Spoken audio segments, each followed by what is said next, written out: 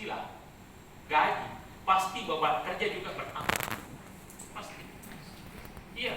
Jadi kalau misalnya gajinya cuma 1 juta, kemudian kewajibannya mengajar 2 minggu 1 bulan, kemudian laporannya hanya sekadar menyetor begitu. Nanti kalau bapak ibu diangkat menjadi PNS atau diangkat menjadi apa ini yang honor itu kan P3K. ya pasti dan bertambah dan penghasilannya seperti pegawai negeri, maka pasti akan ditambah bebannya pak. Tidak mungkin itu Ibu Sri Mulyani jagonya gitu menghitung-hitung. Jagonya tidak mungkin dia kasih kita gaji bertambah kemudian beban kerja sama. Iya. Pasti dia sana. Nah, kalau misalnya sudah jadi dikasih beban kerja seperti itu, kemudian hari ini kita tidak membenahi diri, misalnya, bayangkan misalnya Pak, ada orang yang tidak tahu bahasa Inggris, kemudian diangkat menjadi guru bahasa Inggris, apa tidak stres? Iya. Ada orang yang tidak bisa menyuluh, Iya. baru diangkat menjadi penyuluh. Kalau saya wabilnya itu biwadidah. daripada menderita. Teman di kampung berkata, dia pakai bahasa Bugis ya. Cien detona gaji tak detona nah halal. Sedikit tomi gaji tidak halal nih. Bagaimana mau halal? Kalau dia tidak bisa menyuluh, bagaimana? Oh jangan. Iya. Yang ada adalah laporan. Jadi ini bagus juga bahwa masalah tinggal disyukuri, tapi mensyukurinya itu adalah memanfaatkan potensi yang diberikan oleh Tuhan. Nah, saya tanya Pak, mohon dijawab tapi dalam hati saja ya. Itu gaji yang dikasih pemerintah 1 juta. Dalam hati ya jawabannya. Banyak atau sedikit? Dalam hati.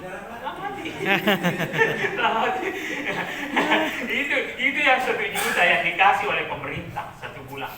Menurut bandingkan dengan volume kerja yang Anda lakukan selama ini, banyak atau sedikit? Ya, dan dalam hati saja ini, dalam hati. Sudah.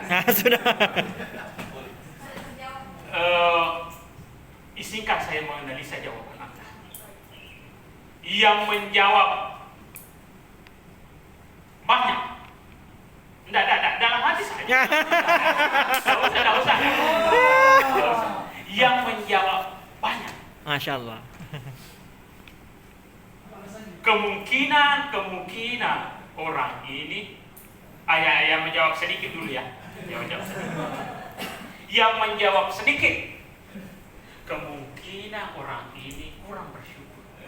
Kemungkinan bersyukur sedikit sekali wah. Tapi pada saat yang bersamaan, kemungkinan orang ini melaksanakan tugasnya dengan baik. Melaksanakan tugasnya dengan baik. Bagaimana? Dia menyuruh dengan baik. Pak Menteri, ini yang 1 juta tidak cukup. Saya pakai pergi menyuruh ke sana. Hari ini saya ke sini lagi. Ada anak yatim saya bimbing di sini. Ada TPA di sini. Ada di sini saya keliling. Pak Menteri, ini yang 1 juta tidak cukup. Itu yang menjawab sedikit. Kemungkinan pertama kurang bersyukur, tapi kemungkinan kedua dia melaksanakan tugasnya dengan baik. Yang menjawab banyak.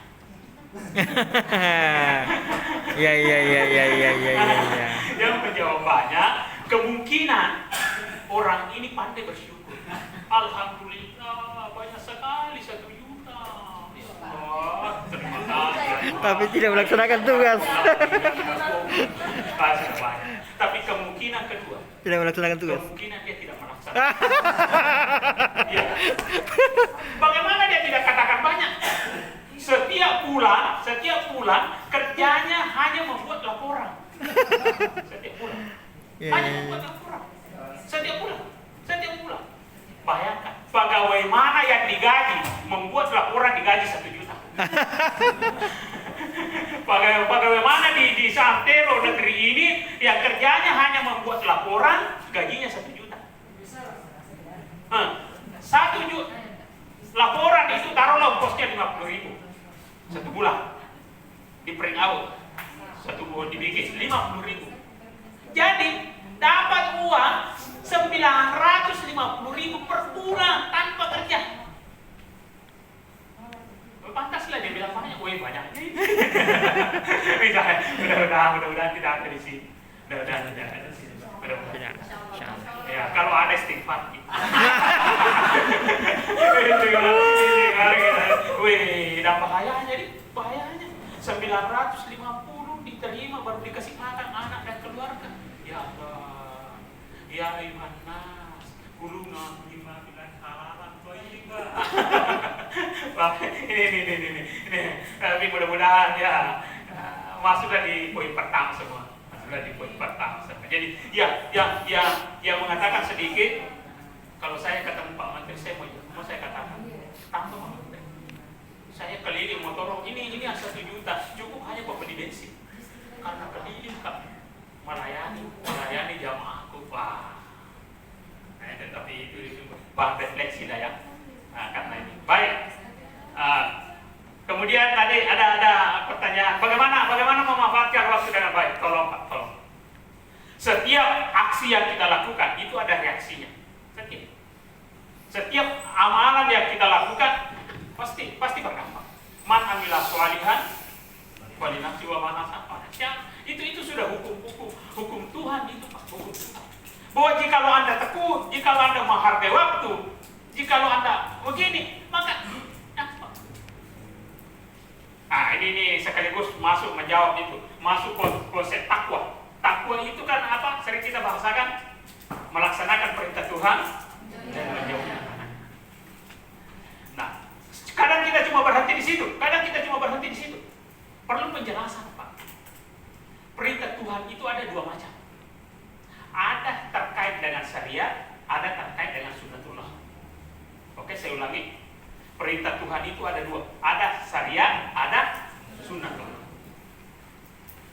Yang terkait dengan syariat seperti puasa, sholat, haji, itu pahalanya nanti di akhirat kita dapat. Nanti di akhirat. Kalaupun kita dapat di dunia ini hanya panjang dari Tuhan. Hanya panjang. Ya terkait dengan syariat ya.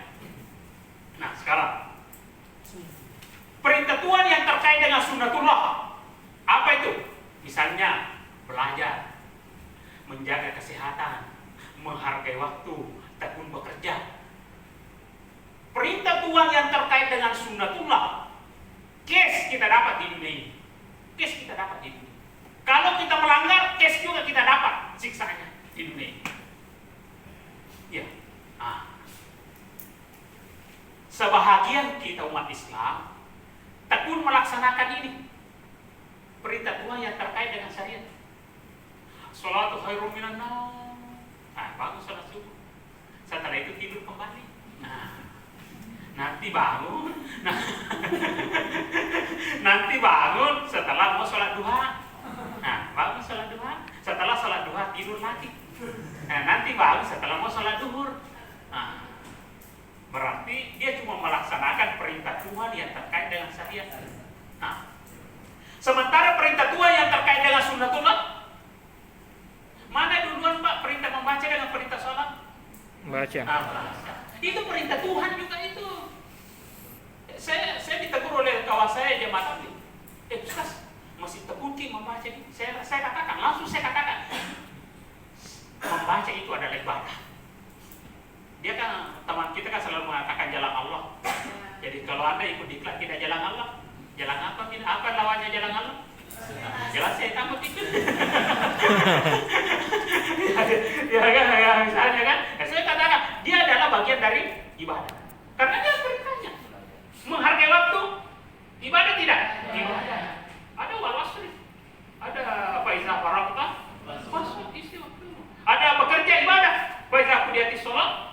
Fatasyur filat, meskipun itu hanya. Nah, ini dua-duanya Pak, mau dilaksanakan. Kalau misalnya Anda tekun membaca, luas wawasan, itulah pahalanya. Anda berkebun, bekerja, kemudian Anda sejahtera dalam hidup ini, itulah pahalanya. Anda menjaga kesehatan, kemudian sehat, itulah pahalanya. Ini kadang-kadang tidak seimbang. Nah, Jadi kalau ada pertanyaan begini, Pak, kenapa orang Jepang lebih pintar daripada orang-orang, sebutlah orang Jepang yang agama Shinto, sementara orang Islam, orang Indonesia beragama Islam? Jawabannya, Pak, karena dia lebih bertakwa di satu sisi. Di sisi sunatullah. Dia lebih banyak membaca. Allah kan Maha Rahman. Itu kira-kira orang Jepang, Pak, ciptaan Tuhan tuh, Pak. Orang Cina ciptaan Tuhan. Banyak orang yang membenci orang Cina. Apa dia tidak merasa membenci ciptaan Tuhan?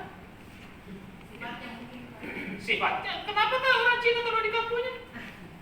Nah, semua nak benci semua. Kalau kaya orang Cina kenapa kan? Nah, dia takut bekerja. Dia yang lebih hebat itu orang Cina, Pak. Kalau dia beli mobil yang 200 juta, itu artinya dia bisa beli mobil harganya 400 juta. Terbalik dengan kita. Iya. Kalau dia bisa beli mobil, dia cuma bisa beli mobil yang 100 juta, dia beli mobil yang 200 juta. Akhirnya 10 tahun jadi pegawai, SK-nya tidak pernah dia pegang. Udah terus begitu. Coba lihat itu orang Cina. Itu kalau ada bajunya di sini tertulis Riso, Daya. Kita orang pribumi mana mau pakai begitu? Gisi. Pakai motor, ada motor itu ada helmnya. Yamaha, dia jual itu helm, baru beli yang mahal-mahal. Nggak mau pakai itu yang ada tulisan Yamaha-nya. Padahal motornya motor Cina.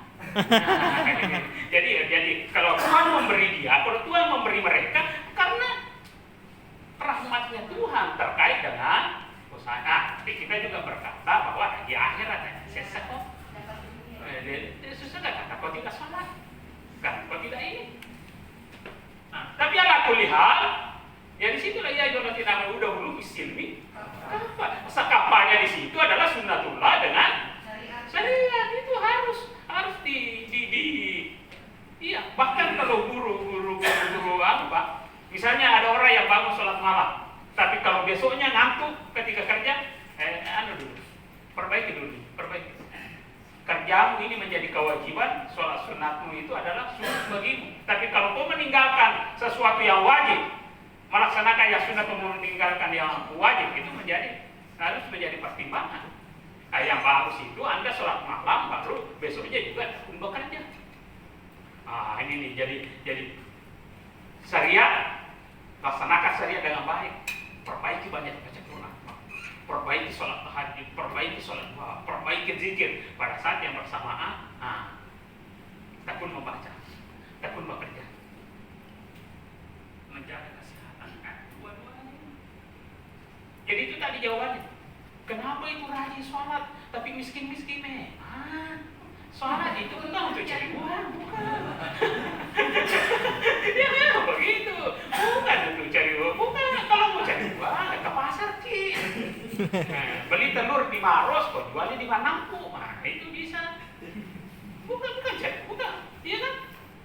Ini jadi bedakan, jangan dua-duanya ini perintah Tuhan, dua-duanya perintah Tuhan. Jangan dikira orang ke pasar Pak itu jelek, jangan, perintah Tuhan. Jadi kira orang pergi mengajar dapat sertifikasi itu, iya lakinya Rangi di Lino, bukan lakinya Rangi di Lino. Bagaimana caranya pergi orang tanda suci Pak? Kalau tidak ada itu, bagaimana caranya orang berzakat? Ketika agama mengatakan berzakatlah, itu artinya wahai umat Islam, kau harus punya harta lebih. Makanya doanya Guru Tafari Wajidi, ya Allah, bukan dia minta harta Pak Guru Tafari Wajidi. Ya Allah, masukkanlah saya dalam golongan orang-orang yang berzakat. Apa artinya itu Pak? Orang kaya. Sekaya pengen. Zakat yang kita, ya Allah, jadikanlah saya orang-orang yang berzakat. Siapa yang berzakat Pak? Orang mampu. Bagaimana caranya orang bisa mampu? Harus profesional, harus ada kerja. Bagaimana caranya mau berzakat kalau kita kanker, kantong kering, atau terjadi penyempitan pembunuh dompet? Caranya ini. Saya kira begitu ya. Ada perintah. Kemudian yang terkait dengan itu tadi, terkait dengan pernikahan itu ya. Sudah hujan, sudah mau diapa lagi? Sudah jadi bubur, mau diapa? Ya, kalau tidak sepernikahannya ya nikahkan kembali. Udah jadi bubur mana? Ya.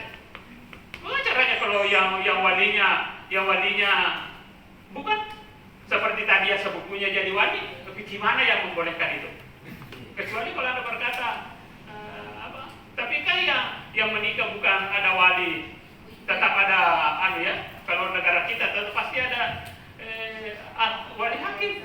Iya Pak. Atau ada Pak Imam. Kenapa kok kesini kan? Daripada saya tidak nikahkan di sini, dicari tempat lain, dinikahkan di sana dia ada apa? Langsung saya bilang, ibu kate sakura negara. Aduh, dia bilang begitu Pak sama saya. Dia bilang begitu sama saya. Kenapa dia bilang? Kalau saya tidak nikahkan Pak, dia cari tempat lain. Di tempat lain itu udah dinikahkan. Dia yang dapat uangnya. Saya wah. Ini jadi yang penting jalan ya, penyuluhan itu. Baik, saya kira seperti itu yang baik. Kalau ini pimpinan pelaksanaan penyuluhan.